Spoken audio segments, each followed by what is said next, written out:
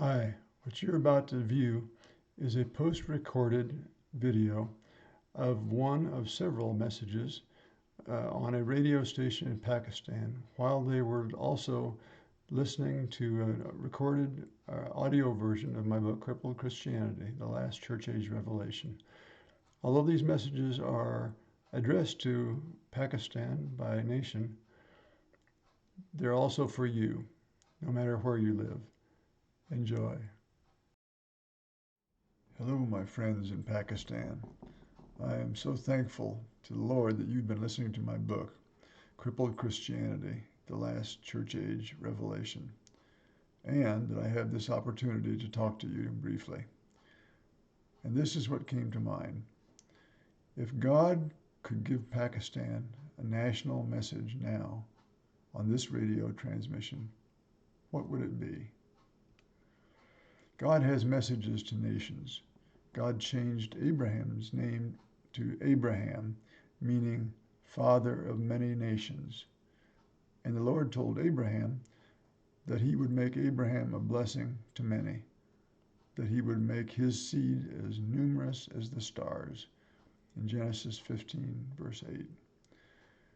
The message you can see in the book title. Number 1, Crippled Christianity. People have been living far below the life he intends and has provided. And number 2, the last church age revelation.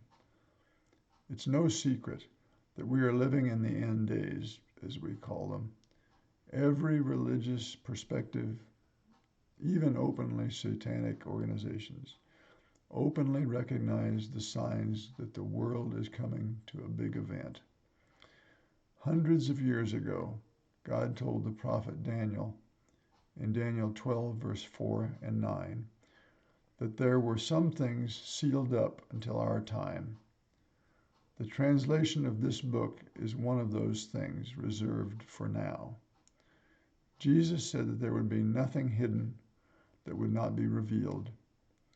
Religious thought has had its opinions, but now is the time for a clear revelation of God's purpose.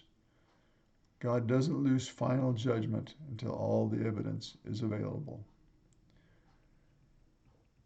While talking to his disciples in Matthew 19, verse 25, answering their questions about the very days that we live in, Jesus revealed the divine purpose. From the moment our history was seized by Lucifer, Jesus summarized the purpose in one word: regeneration. Regenerating our family tree. Why? Because religious thought is not focused on our real problem. When Lucifer invaded our garden home, he legally took control by deceiving Eve and putting Adam in position to agree with her action. Can you imagine that lonely choice Adam had to make? Choose to stay with the God you have walked and talked with daily, or the woman you love, knowing death will be the experience. But Satan also spread an unseen, deadly, biological, genetic poison we call spiritual death. Physical death is only the visible effect, just like the unseen viruses cause sicknesses in our body. Death was never part of God's plan. It was a weapon of mass destruction introduced by an angel in rebellion. To Lucifer, this is all just another front in a war between him and the Creator. But we have been the casualties in that war.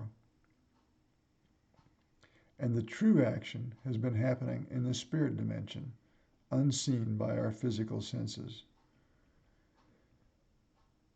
The people of Pakistan should not be casualties of Satan's war any longer. God's message to Pakistan in these last days is, look behind the curtain of the physical senses. The number one concern of God's salvation, as we call it, is to rescue his family. Rescue from that spiritual death that has been our daily experience. When an arsonist has set fire to your house, the first thing you do is to get your family safely out. Then there will be time to put out the fire and find the criminal. The message is that the very foundation of the world, God has pursued you through our family tree to touch you personally. From the very foundation of the world. And much more than just touch you. A conception made in heaven. Paul wrote in Ephesians 3, verse 9, that his ministry was to make all men see what is the fellowship of the mystery, which from the beginning of the world has been hid in God, who created all things by Jesus Christ. Fellowship can be thought of as friends or someone who shares a common interest, chess maybe. The unseen eternal problem is that Satan's action created another family tree. Speaking to the religious leaders of his day, Jesus told them, "You are of your father the devil." And the only way to get in a family tree by birth is by conception. That's a participation contact activity. That's why Jesus went to the heart of the problem when he told an inquiring priest, Nicodemus, in John 3, verse 5 through 8, "You must be born of water and the Spirit." It is the Spirit in the blood of the covenant, started with the first blood shed in the garden. That is the tie that binds us into heaven's family. In 1 Corinthians 6, verse 17, "He that is joined to the Lord is one spirit."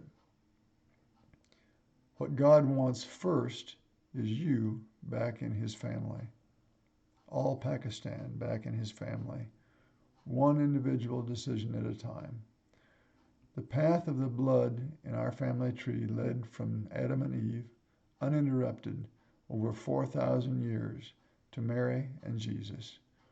It is the path to the original image of creation, when the Spirit of God breathed life into Adam. Science and technology have only recently looked into the hidden creative pattern of our DNA that defines our physical conception.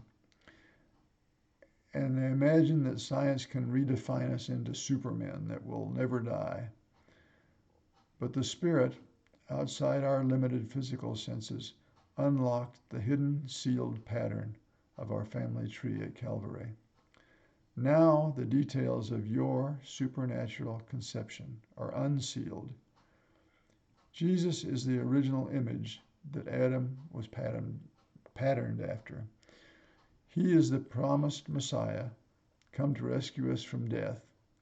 When the Lord turned to the serpent in the garden and said in Genesis 3, verse 15, "I will put enmity between you and the woman, and between your seed and her seed. He shall bruise your head, and you shall bruise his heel." We can clearly see the focus of history. Jesus, the seed of the woman, arriving to suffer the injuries of crucifixion, but the ultimate victor over death. While science thinks it knows all about creation by technology, the truth is that we have been provided the ultimate honor. God has opened the bonds of the Godhead to whoever desires. The eternal future doesn't depend on anything any of us have done, but only what God already accomplished through Jesus on the cross at Calvary.